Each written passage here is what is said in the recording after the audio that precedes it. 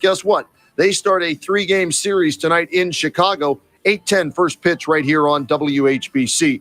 And it'll be day 3 of training camp for the Cleveland Browns in Berea, and it's the first day fans are allowed to attend training camp. For News Talk 1480 WHBC Sports and Canton's Morning News, I'm Kenny Rhoda.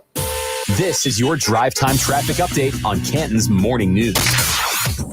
All right, it's Friday morning, and that means it's time for our Orange Barrel update. Of course, we have ODOT's Justin Chesnick with us. Good morning, Justin. Good morning. How are you? I'm doing great. Don't forget, folks, you can check us out live on our Facebook page at 1480 WHBC and also on our YouTube channel. So what's happening, Justin, as far as construction projects go? Anything new? Well, yeah, we have a few things that are going on. Of course, that work over on US 30 there by Genoa Avenue is kind of wrapping up. A little bit more iron work that they're doing here on the bridge repairs, those emergency bridge repairs. We got about another week's worth of work out there. So hopefully by this time next week, we're getting ready to open up Genoa, maybe open up those lanes on US 30 as well in that area. If not late next week, probably early the week after, but that's coming up. Then we have a project that's been on the traffic advisory for a couple months doing bridge repairs, but it's going to start resurfacing, and that's on US 30 between East Canton and Minerva, and on State Route 619 between Atwater Street and State Route 183. So basically various lane restrictions out there as you're traveling while we resurface the road there. Oh, good to know. Those are heavily traveled areas as well. So good for folks to mark that down. Also, we know we're heading into Hall of Fame, hot and heavy, starting this coming week. What do you guys do when it comes to Hall of Fame here in Canton?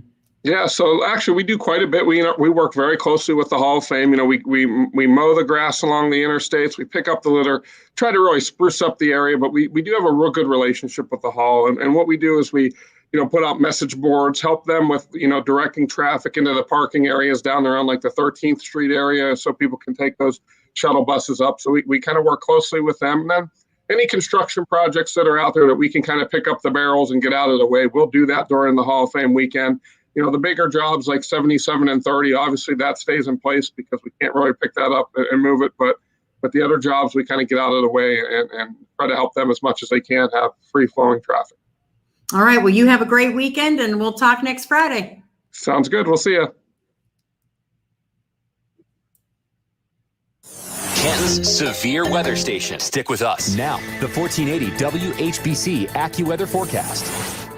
All right. According to AccuWeather, we're going to have a great day today. Lots of sunshine, less humidity, a high today of 75, and then tonight, partly cloudy skies, a low of 55. May need a jacket tonight. Tomorrow, very pleasant with sunshine, a high of 79. And then on Sunday, we'll have more of the same, but there is a chance for a thunderstorm on Sunday and a high around 74. Right now, we have some clouds and 65 degrees on your severe weather station, 1480 WHBC. Your world in 1 minute. Canton's Morning News with Pam Cook on News Talk 1480 WHBC.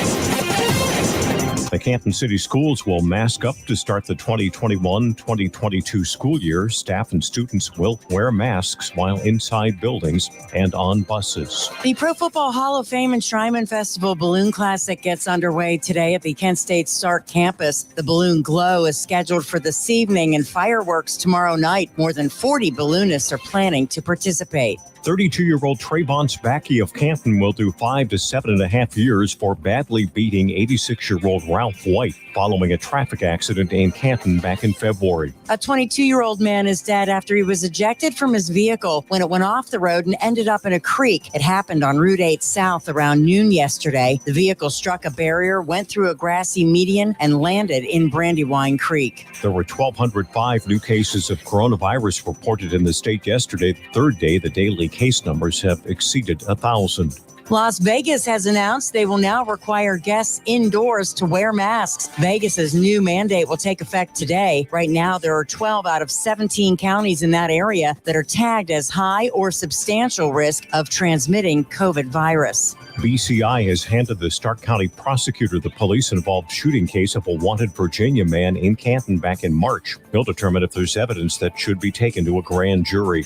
Republican lawmaker Mo Brooks said he wore body armor to former U.S. President Donald Trump's rally before rioters stormed the Capitol on January 6th. Brooks said he did so because he was tipped off about risks. Big 12 Commissioner Bob Bowlesby revealing a cease and desist letter sent by the conference to ESPN, alleging that the network conspired with the University of Texas and the University of Oklahoma to damage the Big 12 by luring those schools to the SEC.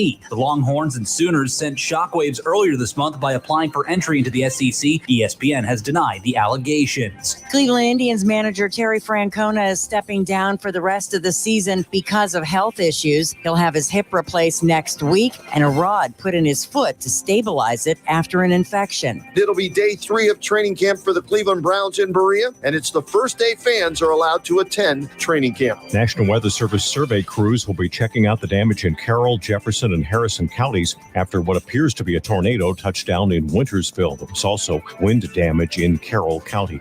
The Cleveland Cavaliers took USC big man Evan Mobley with the number 3 pick in the 2021 NBA draft. Mobley was named the Pac-12 Player of the Year and an All-American.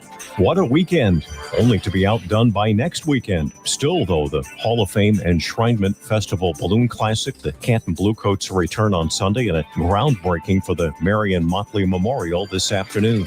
The Indians open a series in Chicago tonight. 7:35 is the pregame right here on 1480 WHBC. Your world in 1 minute. Canton's Morning News with Pam Cook on News Talk 1480 WHBC. You'll find more right now on WHBC.com. You can follow us on Facebook, Twitter, and Instagram on your smart speaker, tablet, or phone, too. Just download the iHeart, Odyssey, or Radio.com app. Be sure to check out our website daily for the latest at WHBC.com.